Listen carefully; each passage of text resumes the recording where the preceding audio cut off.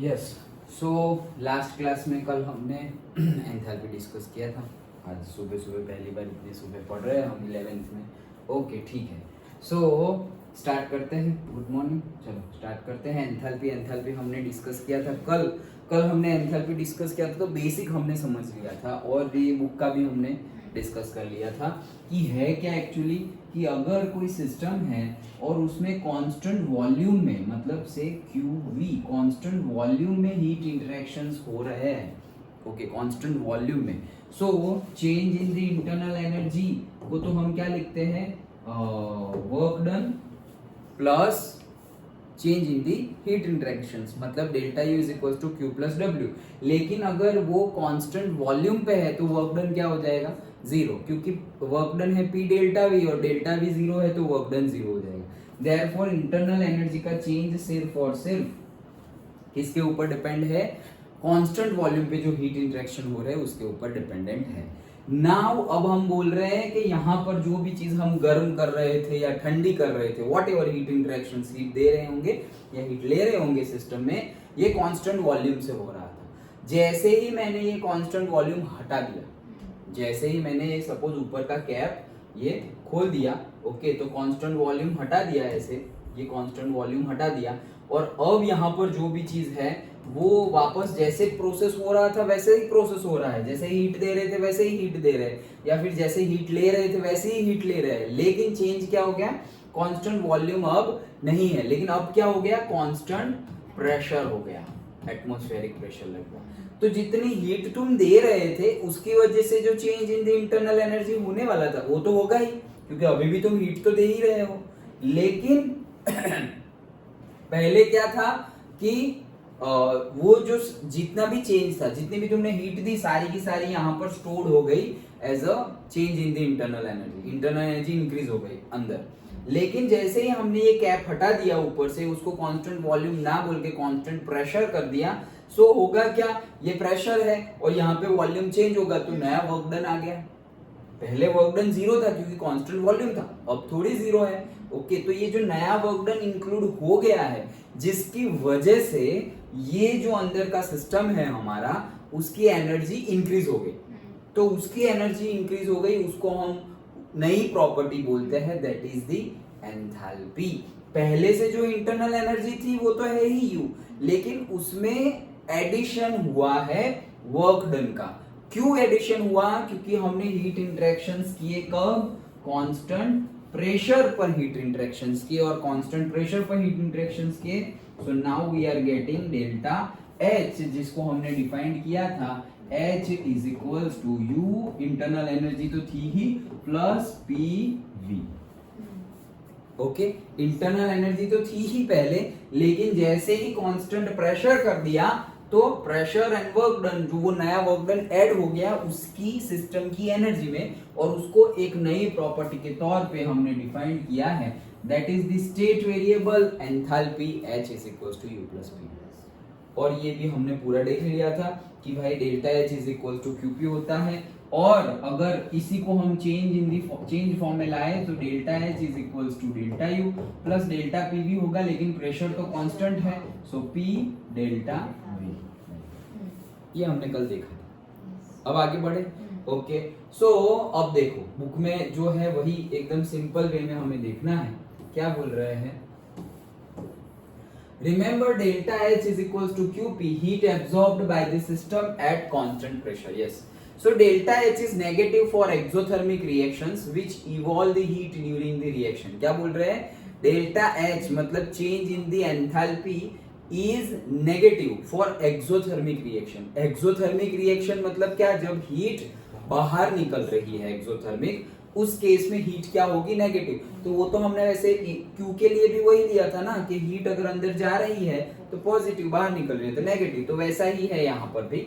Which evolve heat during the reaction, मतलब ये heat आई कहाँ से, नहीं, प्रोड्यूस हुई है, क्यों, क्योंकि केमिकल रिएक्शन हुआ इसलिए प्रोड्यूस हुई, okay. And delta H is positive for endothermic reaction which absorbs the heat from the surroundings. Simple है, पक्का, ओके। चलो, at constant volume delta V is equals to 0, delta U is equals to QV। क्यों, क्योंकि delta V constant volume है तो change in the volume zero हो जाएगा, और change in the volume zero है तो उसको क्या बोलेंगे हम, वर्क डन जीरो हो जाएगा। और कांस्टेंट वॉल्यूम होगा तो उस प्रोसेस को कौन सी प्रोसेस बोलते हैं, कांस्टेंट वॉल्यूम, आइसोक्लोरिक। हाँ यस ओके, एल नहीं है, आइसोकोरिक, ऑकोरिक okay. Therefore equation becomes delta H is equals to delta U plus, देखो delta H is equals to क्या था, यू प्लस पीवी था ओके, और h is equals to u plus pv and delta h is equals to delta u plus p delta v। Again हम बोल रहे हैं isochoric process है, again delta v zero हो जाएगा तो delta h is equals to delta u हो गया, डन। तो वही लिखा हुआ है delta h is equals to delta u, लेकिन delta u is equals to क्या है, delta u is equals to तो qv है, डेल्टा u तो क्या है, qv है, डन। क्यों qv है, क्योंकि डेल्टा u का फॉर्मूला क्या है, तो डेल्टा u का फॉर्मूला है हमारे पास q प्लस w। लेकिन अगर तुम कांस्टेंट वॉल्यूम बोल रहे हो तो कांस्टेंट वॉल्यूम में अगेन वर्क डन जीरो हो जाएगा, तो फिर ये क्या हो जाएगा, delta you is equals to QV, done, पक्का okay. Now the difference between delta H and delta you is not usually significant for the system consisting of only solids or say liquids. क्या बोल रहे हैं, देखो जैसे कि मेरे पास delta U का फॉर्मूला है, क्या है, Q प्लस W, ये तो हमारा फर्स्ट लॉ है okay, now I have delta H is equals to say delta U plus P delta V, यही फॉर्मूला है हमारा ओके। अब क्या बोल रहे हैं कि फॉर लिक्विड्स एंड सॉलिड्स इन दोनों के बीच में ज्यादा कुछ डिफरेंस होता नहीं है, ऐसा बोल रहे हैं। ऐसा क्यों बोल रहे हैं, ध्यान से देखो, ऐसा इसलिए बोल रहे हैं कि delta U is equals to, अगर मैं बोल दूं कांस्टेंट वॉल्यूम, क्या बोलूं, कांस्टेंट वॉल्यूम, मैं देखो इसकी बात कर रहा हूं, डेल्टा U की बात कर रहा हूं कांस्टेंट वॉल्यूम पे, so delta U is equals to for constant volume ये QV हो जाएगा, और वर्क डन क्या हो जाएगा, जीरो। For isochoric process P delta V zero है तो delta U is equals to QV आ गया ओके। नाउ से आई एम,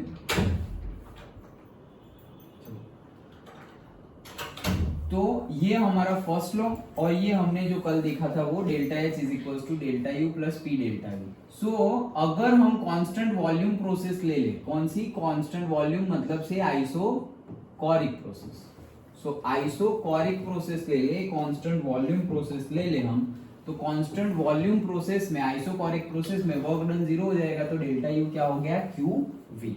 अगर डेल्टा यू क्यूवी हो गया, अब इसकी बात करें, वो भी कांस्टेंट वॉल्यूम की बात कर रहे हैं, तो delta H is equal to क्या हो जाएगा, कांस्टेंट वॉल्यूम की बात करें तो डेल्टा यू तो है, लेकिन अगेन कांस्टेंट वॉल्यूम प्रोसेस में कांस्टेंट वॉल्यूम है तो डेल्टा वी तो क्या हो गया, जीरो, तो फिर वो क्या हो गया, ये तो पूरा जीरो ही हो गया, तो delta H is equal to delta U आ गया हमारा, कब, एट कांस्टेंट वॉल्यूम, डन। तो कांस्टेंट वॉल्यूम प्रोसेस में delta H is equal to delta U हो गया, लेकिन कांस्टेंट वॉल्यूम में delta you is equal to तो क्यू ही है, तो फिर ये पूरा सेम ही हो गया कि भाई फॉर कांस्टेंट वॉल्यूम प्रोसेस में delta H is equal to delta U that is equal to Q V, done. ये कब है, कांस्टेंट वॉल्यूम प्रोसेस में है। सो कांस्टेंट वॉल्यूम प्रोसेस, अब ये जो सेंटेंस बोल रहे हैं, क्या सेंटेंस बोल रहे हैं, The difference between the delta H and delta U is not usually, मतलब दोनों के बीच में डिफरेंस तो है।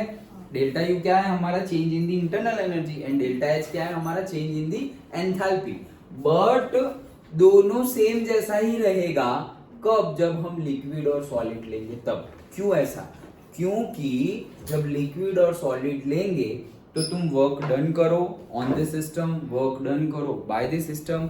अगर you give input, or say you give input of heat, मतलब कि say heat interactions into the system और heat interactions out of the system, कुछ भी करो सॉलिड और लिक्विड के केस में वॉल्यूम ज्यादा चेंज नहीं होता, हमें पता ही है।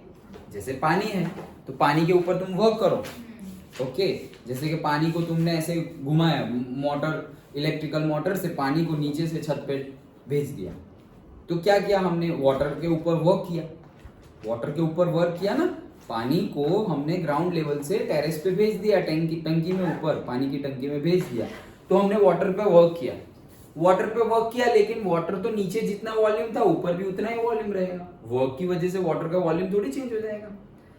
या फिर हम work done by the system, ये तो work done by the system ही था, नहीं, work done on the system था, वाटर के ऊपर वर्क किया। Work done by the system करें, जैसे कि हमारा हाइड्रो इलेक्ट्रिक पावर प्लांट, तो वाटर से हम टरबाइन घुमाते हैं, done. So hydroelectric power plant में हम क्या कर रहे हैं, वाटर से हम टरबाइन रोटेट करते हैं। यहां पर वो मोटर से वाटर को ऊपर भेजा, लेकिन वहां क्या कर रहे हैं, हम पानी से टरबाइन को घुमा रहे हैं। तो work done by the system हुआ। तो work done by the system हो तो भी टरबाइन पे जाएगा, टरबाइन को घुमाएगा और फिर बाहर निकल जाएगा।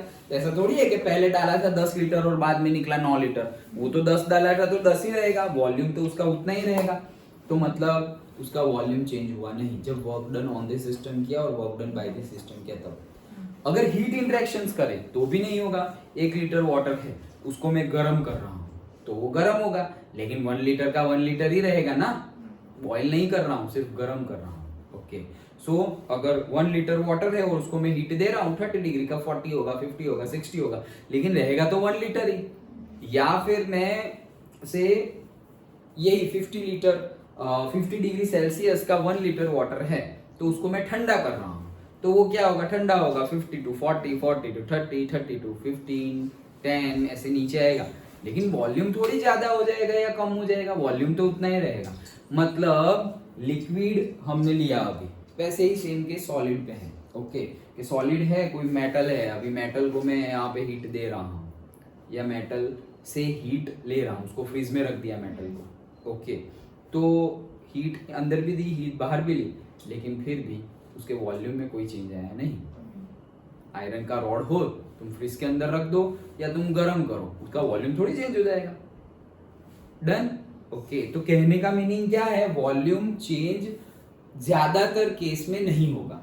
कब, जब तुमने सिस्टम, हमारा सिस्टम सॉलिड और लिक्विड होगा तो हम हीट इंटरेक्शंस करें या वर्क इंटरेक्शंस करें, वॉल्यूम चेंज होगा नहीं। वॉल्यूम चेंज नहीं होगा मतलब क्या, कांस्टेंट वॉल्यूम। कांस्टेंट वॉल्यूम मतलब क्या, आइसोकोरिक प्रोसेस। आइसोकोरिक प्रोसेस मतलब क्या, आइसोकोरिक प्रोसेस मतलब QV that is equals to delta U, क्योंकि वर्क डन 0 हो गया, और P डेल्टा V में भी वर्क डन 0 हो गया, तो delta H is equals to delta U हो गया। तो delta H is equals to delta U, तो ये तो क्या है, एंथैल्पी है, और ये क्या है, इंटरनल एनर्जी है। तो फॉर कांस्टेंट वॉल्यूम तो दोनों सेम ही आ गया, जो डेल्टा H है वही डेल्टा U है। इसीलिए बोला गया है कि, कहाँ गया वो, क्या बोला गया था, द डिफरेंस, ये किसने किया, मैंने तो ऐसे बड़ा कर दिया था ना। ओके, तो इसीलिए उन्होंने बोला, क्या बोला है कि the difference between the delta H and delta U is usually significant for system consisting of, the difference between delta H and delta U is not usually, हाँ, तो क्या बोल रहे हैं कि difference between delta H and delta U significant नहीं है। कब, जब सिस्टम हमारा सॉलिड और लिक्विड होगा तब, अदरवाइज अगर गैसेस हुआ तो होगा। क्यों, क्योंकि गैसेस में तो हीट देंगे तो एक्सपांशन होता है। ओके, और गैसेस को ठंडा करेंगे तो कंप्रेस भी होता है, और से गैसेस के ऊपर वर्क करेंगे तो भी कंप्रेशन होगा। जैसे पिस्टन सिलेंडर में हम गैसेस के ऊपर वर्क कर रहे थे, एक्सटर्नल प्रेशर लगा रहे थे, तो वो कंप्रेशन हो रहा था, मतलब उसका वॉल्यूम कम हो रहा था। और बाहर की साइड में रिवर्सिबल में तो वॉल्यूम एक्सपांशन हो रहा था, तो बढ़ भी रहा था, तब वॉल्यूम चेंज होगा। तो उस केस में हम डेल्टा H और डेल्टा U को सेम ले सकते नहीं। समझ में आ गया। तो ये पूछा जा सकता है कि कौन से केस में you can take delta U and delta H constant और से सेम, तो वो कौन से केस में, कांस्टेंट वॉल्यूम के केस में तुम ले सकते हो। और कांस्टेंट वॉल्यूम भी कब, जब तुम्हारा सिस्टम सॉलिड और लिक्विड हो तब, गैसेस के केस में नहीं। ओके, चलो। So solids and liquids do not suffer any significant volume changes upon heating. The difference, however, becomes significant when gases are involved. Let us consider the reaction involving gases. तो gases के case में significant होगा। चलो अब हम वापस आ जाते हैं कि अगर gases ही है तो क्या होगा। So let us consider a reaction involving gases. If VA is the total volume of the gaseous reactants. VA क्या है, total volume है gaseous reactants का, and VB is the total volume of the gaseous products. मतलब क्या है, हमारी process कहाँ से कहाँ जा रही है, हम A to जा रहे हैं कहाँ पर, B पर। तो ये हमारा स्टार्टिंग पॉइंट है और ये हमारा मतलब ये ऐसा समझो कि हम रिएक्टेंट टू प्रोडक्ट जा रहे हैं। हाँ चलो, सो हम कहाँ जा रहे हैं, हम रिएक्टेंट टू प्रोडक्ट जा रहे हैं, से from A to B। Okay, तो A to B जा रहे हैं, तो स्टार्टिंग केस में ये है, फिर इसमें तुमने वर्क इंटरेक्शंस किए, हीट इंटरेक्शंस किए और लास्ट में कहाँ पहुंच गए, B पर पहुंच गए। ओके, सो पहले वॉल्यूम था VA और बाद में वॉल्यूम है VB is the total volume of the gaseous product. Na is the number of moles of gaseous reactants. तो भाई Na क्या है, VA है वॉल्यूम, V वॉल्यूम है, N है number of moles of the gaseous reactants and NB है number of moles of the से product. Simple है। ओके, वॉल्यूम रिएक्टेंट का, वॉल्यूम प्रोडक्ट का, मोल्स रिएक्टेंट के, मोल्स प्रोडक्ट के। अगेन शायद तुम्हें माइंड में ऐसा लगे कि सर कंप्रेशन करो या एक्सपांशन करो, मोल्स तो जितने हैं उतने ही रहेंगे ना, मोल्स थोड़ी चेंज हो जाएंगे। नहीं, हमारी रिएक्शन में मोल्स, क्योंकि हम तो केमिस्ट्री पढ़ रहे हैं, केमिकल रिएक्शन होगी तो मोल्स चेंज हो सकते हैं। जैसे कि हम वो हेबर प्रोसेस देख रहे थे, जैसे N2 प्लस से 3H2 होता है, आई थिंक सो, देख लेते हैं अभी, इज इक्वल्स टू से एमोनिया। ओके, सो 2 नाइट्रोजन तो 2 नाइट्रोजन और 6, तो ये 6 हो गया बैलेंस, 2 6, यस। सो इसमें देखो नाइट्रोजन के कितने मोल्स हैं, 1 मोल, आगे कुछ है तो 1 मोल, प्लस हाइड्रोजन के कितने मोल हैं, 3 मोल। तो रिएक्टेंट के मोल्स कितने हैं, 4 मोल्स है। रिएक्टेंट के मोल्स कितने, ओए ओए ओए ओए, कहां है तू, ये रहा, 2 है। सो 2 है, अच्छा वो 2 है, बोल रहा हूँ। सो रिएक्टेंट के 4 मोल्स, तुम सबसे जल्दी आने वाले। सो रिएक्टेंट के है 4 मोल्स एंड यहाँ प्रोडक्ट के है 2 मोल्स। दैट मीन्स कि पहले और बाद में नंबर ऑफ मोल्स चेंज हो सकते हैं। देखना भाई, ये मच्छर काटेंगे तो देखना क्या बोले, उड़ाना और क्या करना। अच्छा चलो, सो समझ में आ गया। तो मोल्स चेंज हो सकता है, ऐसा नहीं है। नहीं तो हम सिर्फ ऐसा सोचेंगे कि सर ये पिस्टन सिलेंडर ले लिया हमने, यहाँ पे नंबर ऑफ मोल्स गैस भरा हुआ है, अब इसका एक्सपांशन हो रहा है या कंप्रेशन हो रहा है, नंबर ऑफ मोल्स तो उतना ही होगा ना। तो तुम इतना सिंपल लोगे तो नंबर ऑफ मोल्स यस उतना ही होगा, लेकिन हम तो केमिस्ट्री पढ़ रहे हैं, अंदर तो केमिकल रिएक्शन भी होगी। हमने तो सिर्फ ऐसा नहीं है कि हीट इंटरेक्शन ही करने हैं, वर्क इंटरेक्शन भी करने हैं। ओके, तो कहीं पे कंबशन हो रहा है, वो भी हमारा केमिकल रिएक्शन है।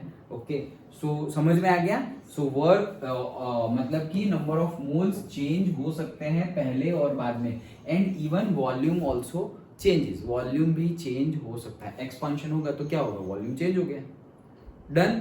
ओके, सो ये दोनों चेंज हो सकता है। ओके चलो, हाँ, सो चेंज हो सकता है। NaNB हमने डिस्कस कर लिया। नाउ से NB is the number of moles of gaseous products all at a constant pressure and temperature। सब कुछ क्या है, कांस्टेंट प्रेशर पे है और कांस्टेंट टेम्परेचर पे है। याद करो, कांस्टेंट टेम्परेचर मतलब क्या, आइसोथर्मल। आइसोथर्मल रिएक्शन में कुछ होगा, कुछ जीरो, कुछ कांस्टेंट, कुछ होगा Q0 होगा। Yes, very good. Isothermal process मतलब टेम्परेचर इंक्रीज या डिक्रीज नहीं हो रहा है, कांस्टेंट रह रहा है, टेम्परेचर कांस्टेंट रह रहा है। मतलब हमने बोला था कि जैसे ही हम हीट देंगे या लेंगे तो टेम्परेचर चेंज हो जाएगा, और टेम्परेचर चेंज हो जाएगा तो हमारी इंटरनल एनर्जी चेंज हो जाएगी। लेकिन यहाँ पर क्या बोला है, आइसोथर्मल प्रोसेस मतलब हीट इंटरेक्शंस नहीं हो रहा है। हीट इंटरेक्शन नहीं हो रहा हो वो प्रोसेस को कौन सी प्रोसेस बोलेंगे, एडियाबैटिक प्रोसेस। Yes, okay. तो कांस्टेंट टेम्परेचर और कांस्टेंट हमने लिख दूं क्या, सो से आइसोलेटेड सिस्टम वही हुआ, कौन सा आइसोलेटेड सिस्टम। आइसोलेटेड सिस्टम क्या हुआ, क्या ओपन क्लोज आइसोलेट। हाँ, उसमें क्या तो आइसोथर्मल प्रोसेस हो रहा है ना, आइसोथर्मल प्रोसेस। बट आइसोथर्मल में हम बोल रहे हैं टेम्परेचर कांस्टेंट है, टेम्परेचर कांस्टेंट है तो क्यू कांस्टेंट है। हम डब्ल्यू के बारे में बात नहीं कर रहे। Work done on this system तो हो सकता है ना, work done on this system, work done by this system, वहां पर तो कोई इंटरेक्शन ही नहीं है, ना हीट इंटरेक्शंस ना वर्क इंटरेक्शंस, वो होता है isolated system. Okay, so constant temperature and pressure पे हम ये चीज कर रहे हैं। Okay, then using the ideal gas law, ideal gas law मैंने तुम्हें बताया था, आइडियल गैस इक्वेशन भी बताया था, PV is equals to nRT, correct. तो अगर मैं A के लिए यूज करूं तो प्रेशर तो कांस्टेंट है, टेम्परेचर भी कांस्टेंट है, तो ये हो जाएगा VA, ये हो जाएगा NA, R is also a gas constant, universal gas constant. Okay, तो ये हो गया। अभी अगर B के लिए निकालूं तो क्या हो जाएगा, प्रेशर तो कांस्टेंट है तो उतना ही रहेगा। ओके, V हो जाएगा हमारा B, ओके, और NB हो जाएगा, और ये तो कांस्टेंट है तो R, और ये भी कांस्टेंट है तो T। डन, सिंपल है। ओके, नाउ देखो, तो अगर हम PVB माइनस PVA निकाले तो ऐसा आ जाएगा, करना है क्या, ये कर लेते हैं, PVB माइनस PVA निकालेंगे तो क्या हो जाएगा, NBRT माइनस NART। तो P कांस्टेंट हो गया, P कांस्टेंट हो गया तो क्या हो जाएगा, VB माइनस V। ये करूँ क्या, या बुक में से समझ में आ जाएगा, RT इज इक्वल, इसमें ऐसा कोई टफ स्टेप है नहीं, NB माइनस NA। ओके, देखो क्या है, P is equal to VB माइनस VA हो गया, RT कॉमन निकल गया क्योंकि कांस्टेंट है, NB minus NA। Done, book में से देख ले, ऐसा कुछ इंटीग्रेशन डिफरेंशिएशन कुछ नहीं है। तो P डेल्टा V हो गया, दैट इज इक्वल्स टू क्या है, NB माइनस NA RT। तो ये NB क्या है, प्रोडक्ट के नंबर ऑफ मोल्स, NA क्या है, NA ये A यहाँ के है और ये B यहाँ के है, तो ये क्या है, रिएक्टेंट, ये क्या है, प्रोडक्ट। तो NB है प्रोडक्ट के नंबर ऑफ मोल्स, N है रिएक्टेंट के नंबर ऑफ मोल्स, तो NB माइनस NA मतलब क्या, delta N, and that is also लिखा हुआ है क्या, G स्टैंड्स फॉर गैसियस। क्यों, क्योंकि हमने आइडियल गैस इक्वेशन लगाया, आइडियल गैस इक्वेशन गैस के लिए ही लगेगा ना, लिक्विड और सॉलिड के लिए थोड़ी लगेगा। और हम पहले भी बोल चुके हैं कि लिक्विड और सॉलिड के लिए डेल्टा H और डेल्टा U की वैल्यू ऑलमोस्ट सेम जैसी होती है जब कांस्टेंट वॉल्यूम प्रोसेस ले। तो यहाँ ऑलरेडी हमने कांस्टेंट वॉल्यूम नहीं ली है, लेकिन हमने वो डिस्कस किया था कि कांस्टेंट वॉल्यूम ले मतलब आइसोकोरिक प्रोसेस ले तो डेल्टा H और डेल्टा U दोनों सेम जैसा ही होता है, मतलब कोई डिफरेंस नहीं होता है इंटरनल एनर्जी एंड एंथैल्पी में। ओके, नाउ ये फॉर्मूला याद रखना, इसके बेस पे न्यूमेरिकल हमें आगे चैप्टर में गिनने हैं। PV is equals to NRT हम लिखते हैं, लेकिन पर्टिकुलरली गैस के केस में हम क्या लिखेंगे, PV is equals to delta N gaseous RT। And delta N gaseous ढूंढना पड़ेगा हमें, तो वो कैसे ढूंढेंगे, वो ढूंढेंगे हम से प्रोडक्ट के जो नंबर ऑफ मोल्स होंगे वो माइनस रिएक्टेंट के नंबर ऑफ मोल्स होंगे वो, सबका मत कर देना। ओके, जैसे कि अभी हेबर प्रोसेस देखी थी, मतलब ये जो एमोनिया भी बनाया था हमने, उसमें नाइट्रोजन भी गैसियस था, हाइड्रोजन भी गैसियस है। यहाँ है, देखो ये रहा, कहाँ गया, अरे कहाँ गया, पीछे गया,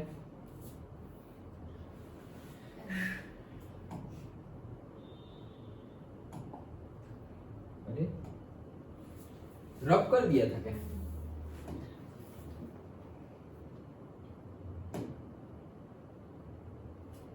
हाँ तो रब कर दिया होगा, दिखाई नहीं दे रहा है तो। हाँ, तो कहने का मीनिंग क्या है, अरे अब फिर से लिख देता हूँ ना, N2 plus 3H2 that will give twice NH3, ऐसा था। हाँ। तो यहाँ पर ये 2 हो गया 6 ओके। तो नाइट्रोजन गैसियस फॉर्म में है, हाइड्रोजन गैसियस फॉर्म में है और एमोनिया भी गैसियस फॉर्म में है। तो अगर मुझे यहाँ पर डेल्टा Ng निकालना हो तो मैं कैसे निकालूंगा, प्रोडक्ट के नंबर ऑफ मोल्स तो कितने हैं 2 माइनस रिएक्टेंट के नंबर ऑफ मोल्स तो कितने हैं 3 + 1 4। समझ में आया, दैट इज इक्वल टू से -2। अंडरस्टूड, पक्का। तो न्यूमेरिकल में ऐसे हम वैल्यू लेंगे। कई जगह पे ऐसा होगा कि कांस्टेंट वैल्यू भी आएगी, मतलब सॉलिड भी होगा। ओके, जैसे कि मैं भाई कार्बन को ऑक्सीजन के रिस्पेक्ट में बर्न कर रहा हूँ और मुझे मिल गया CO2, तो ये गैस मिला, ये भी गैस है, लेकिन ये सॉलिड था। अब मैं अगर डेल्टा Ng निकालूं तो क्या होगा, रुको बैलेंस तो करने दो, ये एक है और ये 2 है और 2 है, हाँ बैलेंस ही है। तो क्या होगा डेल्टा एन जी, जल्दी बोलो। 0 होगा। प्रोडक्ट में गैसियस कौन सा है, कार्बन डाइऑक्साइड, उसका एक ही मोल है, माइनस यहाँ पर भी एक ही मोल है, इसका एक नहीं है क्योंकि ये तो सॉलिड है, नहीं तो -1 आ जाता, तो ये क्या हो जाएगा 0। सिंपल। ओके, तो वैसे हम न्यूमेरिकल सॉल्व करने वाले हैं। ओके चलो, हाँ, so here delta Ng refers to the number of moles of gaseous products minus the number of moles of gaseous reactants. Substituting the value of P delta V from the equation, तो अब equation में हम value put करें, हमारे पास है क्या, delta U is equals to Q plus W first law and delta H बाद में लिखेंगे, पहले H तो लिखो, तो H is equals to U plus PV, therefore delta H is equals to delta U plus P delta V। अब अगर हम इसकी वैल्यू पुट कर दे, किसकी, P डेल्टा V की, क्यों, क्योंकि PV था ना, okay, PV is equals to क्या था, nRT। तो अभी हमने जो कैलकुलेट किया उसमें हमें क्या मिला, V दोनों का B माइनस A किया तो हमें क्या मिला, P delta V that is equals to delta N gaseous RT, ऐसा ही मिला था। ओके, तो वो वैल्यू P डेल्टा V की हम यहाँ पुट कर दे तो क्या हो गया, delta H is equals to delta U plus delta Ng RT।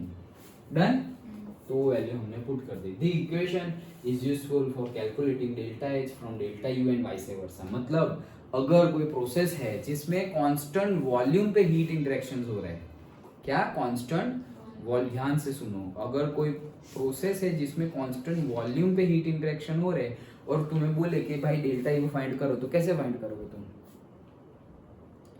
Constant volume से वॉल्यूम पर हीट इंटरेक्शंस हो रहे हैं और तुम्हें बोला change in the internal energy find करो, तो कैसे फाइंड करोगे, वर्क डन 0 हो जाएगा, कांस्टेंट वॉल्यूम है तो फिर डेल्टा यू क्या मिलेगा, QV, जो कांस्टेंट वॉल्यूम पे जितने भी हीट इंटरेक्शंस करेंगे वही डेल्टा यू। मतलब तुमने 10 किलो जूल हीट इनपुट दिया तो डेल्टा यू भी क्या हो जाएगा, 10। ओके, और अगर हीट निकाला तुमने, वो भी 10 जूल निकाला तो वो भी क्या हो जाएगा, 10 ही रहेगा, मतलब सेम ही आ जाएगा। लेकिन अगर मुझे कांस्टेंट वॉल्यूम पे ही प्रोसेस गिवन है, हीट इंटरेक्शंस गिवन है, लेकिन पूछा है एंथैल्पी चेंज डेल्टा H, तो कैसे फाइंड करेंगे, क्योंकि डेल्टा H कब आता है, QP, कांस्टेंट प्रेशर पे आता है। कल एंथैल्पी देखा था ना, आज भी पहले रिवीजन किया ना, ओके, वो कैप हटा देंगे तो एडिशन हो जाएगा, तो कांस्टेंट प्रेशर पे डेल्टा H आता है, कांस्टेंट वॉल्यूम पे डेल्टा U आता है। तो कांस्टेंट वॉल्यूम गिवन है लेकिन पूछा है क्या, डेल्टा H फाइंड करो, तो कैसे फाइंड करेंगे, वो कब होगा, जब वॉल्यूम कांस्टेंट होगा, तब जब वॉल्यूम कांस्टेंट होगा तो delta H is equals to क्या हो जाएगा, डेल्टा U। तो पहले वॉल्यूम कांस्टेंट था इसीलिए तुम डायरेक्टली QV फाइंड कर लिए। ओके, अब कांस्टेंट वॉल्यूम है और तुम्हें पूछा है कि डेल्टा H फाइंड करो, तो कांस्टेंट वॉल्यूम में डेल्टा H तो क्या हो जाएगा, delta H is equals to delta U ही हो जाएगा, करेक्ट। ओके, क्योंकि P डेल्टा V में तो डेल्टा V खत्म हो जाएगा। अगर फिर से कोई चेंज ऐसा हो रहा है, उसके बाद पहले कांस्टेंट वॉल्यूम था, फिर कांस्टेंट वॉल्यूम है नहीं, और फिर भी डेल्टा V पूछा है, डेल्टा H पूछा है, लेकिन कांस्टेंट प्रेशर वाली कोई कंडीशन तुम्हें गिवन है नहीं और फाइंड करने को बोला है, तो you are going to use this equation. Okay, तुम ये इक्वेशन यूज करोगे कि delta H is equals to delta U P delta V। ये कब यूज करेंगे, देखो डेल्टा V एक की वैल्यू पुट की है, मतलब वॉल्यूम तो कांस्टेंट है नहीं, पहले वॉल्यूम कांस्टेंट, ऐसा न्यूमेरिकल है इसलिए बता रहा हूँ, और फिर हम जैसे सोचेंगे कांस्टेंट वॉल्यूम में तो डेल्टा U आता है, हाँ ठीक है, तो फिर डेल्टा H कैसे पूछ लिया, डेल्टा H में कांस्टेंट वॉल्यूम में तो delta H is equal to delta U हो जाता है, हाँ बात सही है, लेकिन कांस्टेंट वॉल्यूम में तुम डेल्टा U फाइंड कर लिए, ठीक है। अब जब हीट इंटरेक्शंस कर रहे हो फिर से, तब डेल्टा V मतलब V कांस्टेंट नहीं है और फिर बोला है डेल्टा H फाइंड करो, और V कांस्टेंट नहीं है तो फिर डेल्टा H कैसे फाइंड करेंगे हम, Q plus P delta V, लेकिन ना तुम्हें वॉल्यूम की वैल्यू गिवन है ना किसी की भी वैल्यू गिवन है।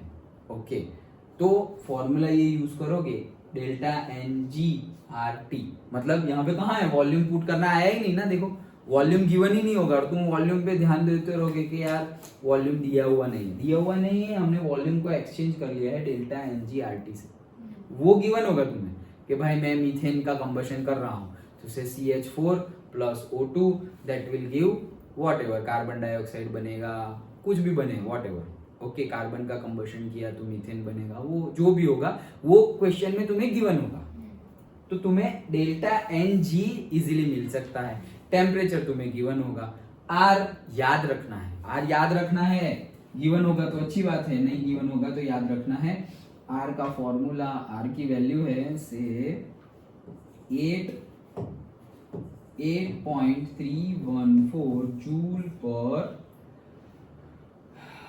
केल्विन, ओके, एंड आर की ही दूसरी वैल्यू है 0.08214, ऐसा था क्या, ऐसा रखो कोई बात नहीं, 0.08206 आई थिंक सो, हाँ वॉट एवर, 82 याद रखो ना, ओके। और इसका यूनिट कुछ डिफरेंट है, क्या है इसका unit, PV is equals to nRT था ना, तो इसका यूनिट है एटमॉस्फेयर, लीटर एटमॉस्फेयर पर मोल केल्विन, हाँ क्या है, लीटर एटमॉस्फेयर पर मोल केल्विन।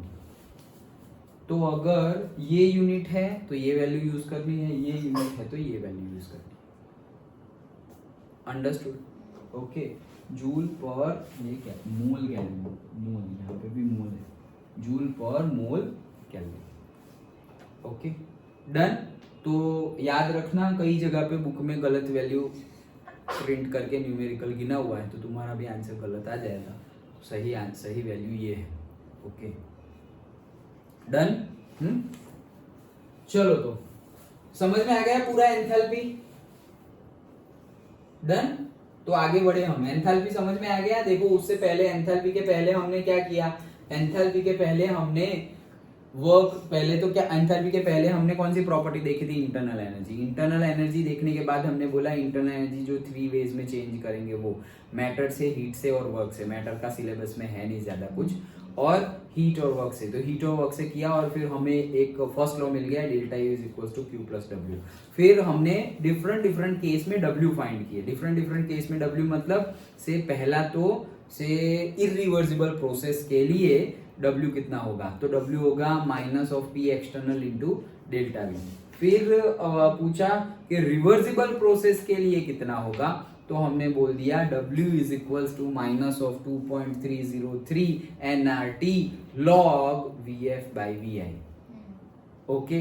तो वो हमने फॉर्मूला डिराइव किया पूरा वर्क डन का। फिर उसके बाद हमने एंथैल्पी इंट्रोड्यूस की, क्यों, क्योंकि कांस्टेंट प्रेशर कांस्टेंट वॉल्यूम वाला केस आया, इसीलिए हमने, और वो भी देखा हमने कि कांस्टेंट वॉल्यूम लेंगे तो वर्क डन कितना होगा, कांस्टेंट, और से इंटरनल एनर्जी कितनी होगी, कांस्टेंट प्रेशर लेंगे, कांस्टेंट टेम्परेचर लेंगे तो सब क्या होगा। कांस्टेंट टेम्परेचर ले तो हीट ट्रांसफर नहीं हो रहा है, हीट ट्रांसफर नहीं हो रहा है मतलब in that case you can take adiabatic condition. Adiabatic condition में क्यू तुम्हारा 0 हो जाएगा, वर्क डन होगा, ओके। तो सिंपल एकदम बेसिक, बुक में थोड़ा बहुत आगे पीछे थोड़ा बहुत सब मिक्स कर दिया है, वो मिक्स हमें नहीं करना है, हमारे दिमाग में सिंपल। आइसोथर्मल मतलब T कांस्टेंट, T कांस्टेंट मतलब क्या, तो भाई हीट इंटरेक्शन नहीं हो रहा है, इसीलिए तो T कांस्टेंट रह रहा है, ओके। तो हीट इंटरेक्शन नहीं हो रहा है तो क्या है वो, एडियाबेटिक, ओके। फिर एडियाबेटिक है तो Q क्या लोगे, 0, तो delta U is equal to क्या हो जाएगा, W।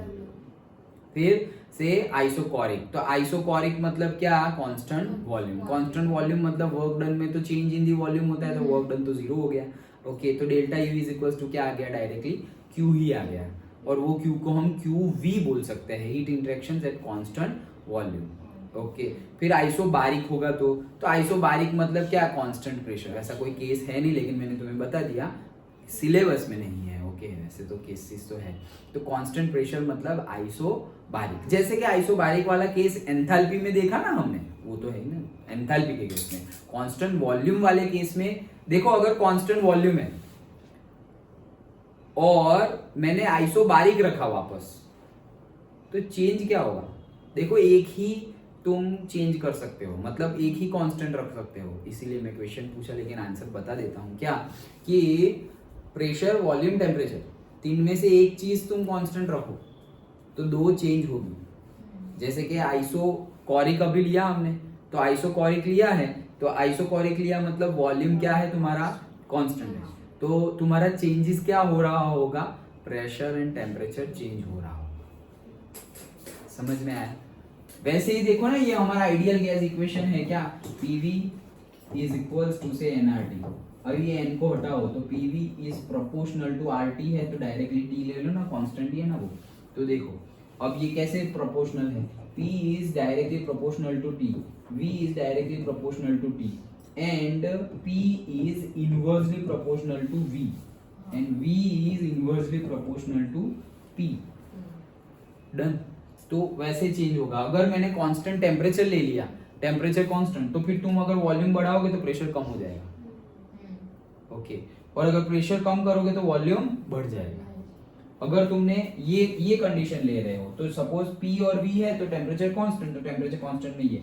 अगर तुमने ये कंडीशन ले ली V प्रोपोर्शनल टू T, तो सपोज आइसोबारिक प्रोसेस ले लिया, आइसोबारिक प्रोसेस में तुम अगर वॉल्यूम बढ़ाओगे तो टेम्परेचर बढ़ जाएगा, और वॉल्यूम कम करोगे तो टेम्परेचर भी कम हो जाएगा, लाइक दैट। ओके, ये थोड़ा और डिटेल्ड में है, जब आएगा तब देखेंगे, अदरवाइज शायद आएगा भी नहीं, इतना डिटेल्ड में नहीं है, बट जो बेसिकली हमने देखा वो सब हम रिवाइज कर रहे हैं। ओके, सो आइसोकोरिक, आइसोथर्मल, आइसोबारिक वो हमने देख लिया। ओके, उसके बेस पर अगर ये तीन प्रोसेस ले हम, तो हमारा जो internal change in the internal energy है उसका फॉर्मूला कैसे चेंज होगा वो हमने देख लिया। किसी में Q 0 हो गया, किसी में W 0 हो गया, वो सब हमने देखा। ओके, अगर 0 नहीं हो रहे तो वो फाइंड कैसे करने हैं, that also we have seen. Okay, then we have introduced new state variable, state property, that is enthalpy. मतलब चेंज एट कांस्टेंट वॉल्यूम अगर हमारा चेंजेस हो रहा हो तो QV is equal to delta U। लेकिन अब वो कांस्टेंट वॉल्यूम ना रह के कांस्टेंट प्रेशर हो जाए तो फिर वॉल्यूम चेंज होगा। ओके, वॉल्यूम चेंज होगा तो नया वर्क डन ऐड हो गया, नया वर्क डन ऐड हो गया, इसीलिए हमने बोला H is equal to U तो था ही, plus PV, U plus PV। तो उसकी डेफिनेशन भी तुम्हें बोलनी हो तो ये जो फॉर्मूला है उसी के बेस पे बोल सकते हो। Enthalpy is the summation of the internal energy, और से enthalpy is the sum of the internal energy and the work done। Okay, क्यों? H, PV क्या था? Work done. U क्या है? इंटरनल एनर्जी, तो H is equal to U plus PV, तो summation हो गया ना internal energy and work done का। ओके, तो वैसे भी तुम बोल सकते हो, it is also a state variable. समझ में आया? और फिर डेल्टा कांस्टेंट वॉल्यूम अगर प्रोसेस हम ले तो डेल्टा H और डेल्टा U क्या हो जाता है? सेम हो जाता है। कौन से केस में सेम हो जाता है? सिर्फ और सिर्फ लिक्विड और गैसेस के, लिक्विड और सॉलिड के केस में। क्यों? क्योंकि सॉलिड और लिक्विड में वॉल्यूम कांस्टेंट रहता है, और वॉल्यूम कांस्टेंट रहेगा तो वर्क डन क्या हो जाएगा? 0। ओके, लेकिन गैसेस में वॉल्यूम कांस्टेंट रहता नहीं है तो वर्क डन होगा। ओके, पक्का समझ में आ गया? श्योर ना? ओके, चलो तो आगे बढ़ते हैं।